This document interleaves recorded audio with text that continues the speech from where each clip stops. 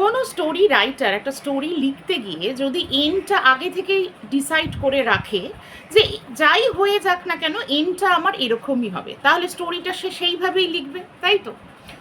এইটা নিয়ে বলতে গিয়ে একটু আমার কথাও বলি। আমি যখন পড়াশোনা করছি নিউট্রিশন নিয়ে, তখন পড়াশোনার কারণে প্র্যাকটিক্যাল ওয়ার্কের জন্য আমাদের কিছু কিছু জায়গায় ফিল্ড ওয়ার্কে যেতে হতো। কমিউনিটি নিউট্রিশনও একটা সাবজেক্টের মধ্যেই ছিল আমাদের। তো কমিউনিটি নিউট্রিশনের জন্য কিছু প্র্যাকটিক্যাল ওয়ার্কের জন্য যেতাম। তো পৈলানে সিনি বলে একটা ইনস্টিটিউট আছে, চাইল্ড ইন নিড ইনস্টিটিউট, সেখানে যেতাম আমরা কিছু প্র্যাকটিক্যাল কাজের জন্য। এবার গ্রামের দিকে এক একটা বাড়ি মানে চুজ করে দেওয়া হতো যে এই বাড়ির ওপরে তোমরা কাজ করবে, তাদের মানে ফুড প্যাটার্নটা দেখবে, তার উপরে তারা মানে কীরকম ডায়েট খাচ্ছে, তার জন্য কীরকম ডেফিসিয়েন্সি তাদের তৈরি হয়েছে কিনা, আছে কিনা, এরকম টাইপের। তো আমরা কি করতাম, অনেক সময় ঠিকঠাক জিনিসগুলোই করা হতো, কিন্তু এটা বিএসসিতেও করেছি, এমএসসিতেও করেছি, তো ব্যাপারটা বুঝে গেছিলাম। আর প্র্যাকটিক্যাল ওয়ার্কে কি হতো জানো তো, এত খেটে খুঁটে করার পরেও সেই গড়েই কিন্তু নাম্বার দেওয়া হতো। তো যা হয় আর কি, তখন বদমাইশি বুদ্ধি। তো কি করে শর্টকাটে করা যাবে, বুঝতে পেরেছো কাজটাকে? তো আমরা আগে থেকেই ঠিক করে নিতাম তার ওই সিনড্রোমটা আছে কি না আছে আমাদের দেখার দরকার নেই, আমরা নিজে থেকেই ঠিক করে নিতাম যে এই মানুষটাকে, এইটা তো আর ভেরিফাই করতে যাবে না কেউ, এই বাড়ির কারুর একটা ওই প্রোটিন এনার্জি ম্যালনিউট্রিশন বানিয়ে দেবো, এই মানুষটার নাইট ব্লাইন্ডনেস বানিয়ে দেবো। তো সেই হিসাবেই আমরা খাবার দাবার লিখতাম, তাহলে ডেফিসিয়েন্সিটা মানে অটোমেটিক বেরিয়ে আসবে যে সে এই জিনিসটা তার মানে তার ফুড প্যাটার্ন যেটা রয়েছে তার মধ্যে প্রোটিন ইনটেক খুব কম, তাই জন্য তার এই জিনিসটা হয়েছে। মানে এইভাবে মানে ব্যাকে সাজাতাম, বুঝতে পেরেছো? আগে থেকেই কিন্তু কনক্লুশন রেডি। তো কেন এই কথাগুলো এত কথা বলছি, তার আগে ইন্ট্রোটা দিয়ে নিই। Hello everyone, welcome back to my channel life of কেকে, আমি কই। এই কথাটা বলছি এই টিনার ফ্ল্যাট কেনার বিষয়টা নিয়ে যে গল্পগুলো ফাঁদা হয়েছে সেইগুলো দেখে।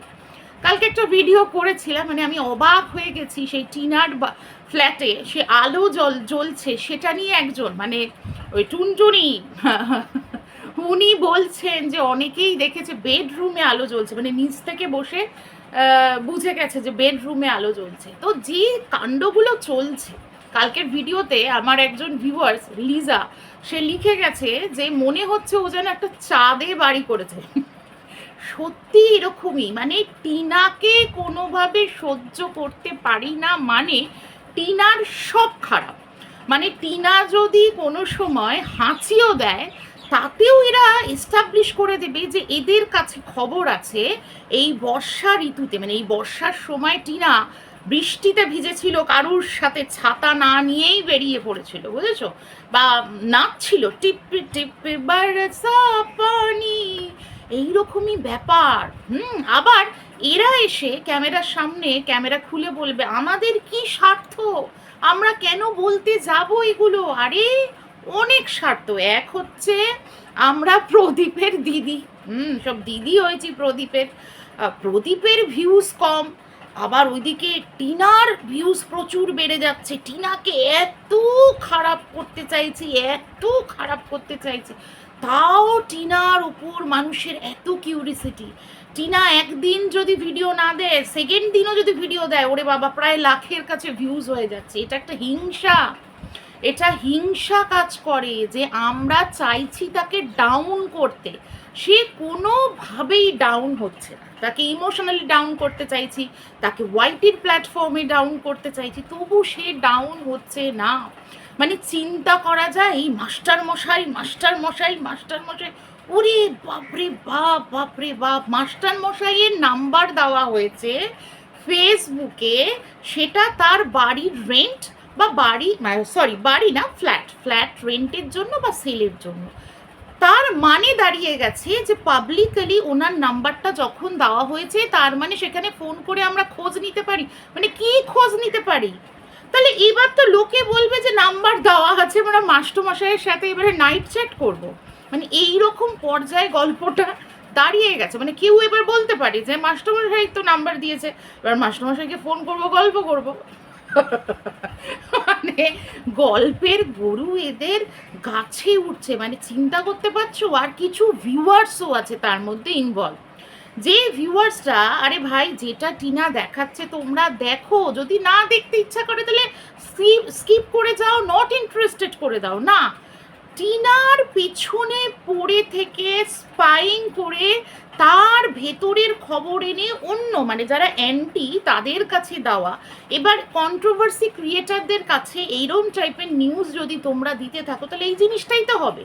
এখন হচ্ছে যে ভিউয়ার্স এই ফ্ল্যাটের খবর দিয়েছিল, মানে সব অ্যান্টিদের, টিনার যারা অ্যান্টি তাদেরকে যে খবরটা দিয়েছিল, সেই ভিউয়ার্স বলছে আমি টিনাকে নিয়ে বলতে বলেছিলাম। এখন মাস্টার মশাইকে কেন জড়ানো হয়েছে? মোস্ট প্রবাবলি ওই মাস্টার মশাইয়ের ওয়াইফও বোধহয় রেগে মেগে বোধহয় কোনো একজন কন্ট্রোভার্সি ক্রিয়েটারকে মনে হচ্ছে কোনো মেসেজ করেছে যে এইসবের মধ্যে আমাদেরকে জড়াবেন না। মানে ভাবতে পারছো কোন দিকে চলে গেছে বিষয়টা। একটা লিগাল প্রসিডিওর, একটা বাড়ির একটা এগ্রিমেন্ট, রেন্টে নিয়েছে সেটার একটা এগ্রিমেন্ট, একটা লিগাল প্রসিডিং। তো সেই লিগাল প্রসিডিংটা সে লুকিয়ে কখনো করতে পারে? এটা একটা বেসলেস কথা না? যেখানে টিনা নিজে অনেক মানে লিগাল ম্যাটারের মধ্যে জড়িয়ে রয়েছে, একটা কেসের মধ্যে জড়িয়ে আছে, প্লাস ও নিজে লিগাল অ্যাকশন নিয়েছে, বাচ্চার কাস্টাডি নিয়ে একটা চলছে ওদের, সেখানে এটা একটা বেসলেস ব্যাপার নয় যে ও এত কিছু জিনিস হাইড করবে। 11 মাসের এগ্রিমেন্ট এখন হয়, এই 11 মাসের মধ্যে এটা তো হতেই পারে যে বাচ্চার কাস্টাডি ও পেয়ে গেল, তাহলে ও খুব ন্যাচারালি বাচ্চাকে নিয়ে আসবে নিজের কাছে। তাহলে ও নিঃসন্তান কেন বলবে যে বিষয়টা নিয়ে ও লড়ছে সেই বিষয়টাকেই ও হাইড করে যাবে? আর যেখানে টিনা একটা পপুলার ফেস, একটা ইউটিউবে বা সোশ্যাল প্ল্যাটফর্মে ও একটা পপুলার ফেস, যে মানুষটা অ্যাড দিচ্ছে ফেসবুকে সে টিনাকে জানবে না, টিনার ব্যাকগ্রাউন্ড জানবে না, যে অ্যাড দিচ্ছে ফেসবুকে। এটা ভেবে দেখো, কাগজে বা কোনো জায়গায় ওই লিফলেট যেগুলো ছাপানো থাকে, কাগজের সাথে দেয়, নিউজ পেপারের সাথে যেগুলো বিক্রি হয়, বিলি হয়, সেইগুলোর মধ্যে অ্যাড দিচ্ছে না, সে দিয়েছে ফেসবুকে। মানে কি সে একটা কিন্তু সোশ্যাল প্ল্যাটফর্মকেই বেছে নিয়েছে, সেখানে সে দিয়েছে। তাহলে তার কাছে টিনার খবরটা যে গিয়ে পৌঁছবে না, এটা মানে বেসলেস কথা না?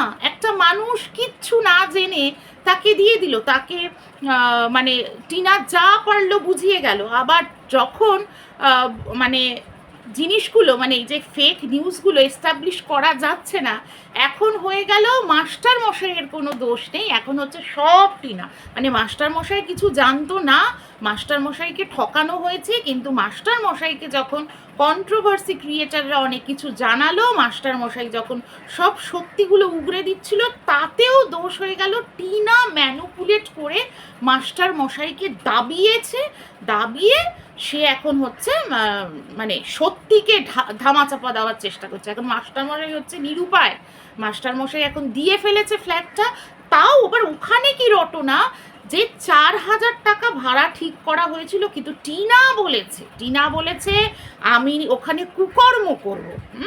প্লাস হচ্ছে টিনা ওখানে টাকার লোভ দেখিয়েছে, টিনা ওখানে নিজেকে নিঃসন্তান বলেছে, টিনা ওখানে আরও কী যে করবে বলেছে, সেই কিন্তু 4,000 টাকার বদলে সে 8,000 টাকা দেবে বলে মাস্টার মশাই লোভে পড়ে করেছে। প্লাস ও পরবর্তীকালে ওটা কিনেও নেবে, সেখানে হচ্ছে ফ্ল্যাটের দাম যদি 18 লাখ হয় বা 19 লাখ হয়, সেখানে ও বলেছে 22 লাখ দেবে। মানে এই সব গল্পগুলোও ফাঁদা হয়েছে। আবার বলা হচ্ছে আমি কেন এত মিথ্যা কথা বলতে যাব? আরে ভিউজ, মানুষ ভেতরের খবর জানতে ভালোবাসে। যেটা ভিডিওতে দেখছি সেটা দেখতে লোকের আরে বোর হয়ে গেছে। কিছু মানুষের ভালো লাগে না, কিছু মানুষ হেলদি কন্ট্রোভার্সি দেখতেই ভালোবাসে, ওই পুঙ্খানুপুঙ্খ বিচার ভিডিও দেখে সেটাই দেখতেই ভালোবাসে। আর কিছু মানুষের হচ্ছে তাতেও শান্তি নেই, ভেতরের খবর কি।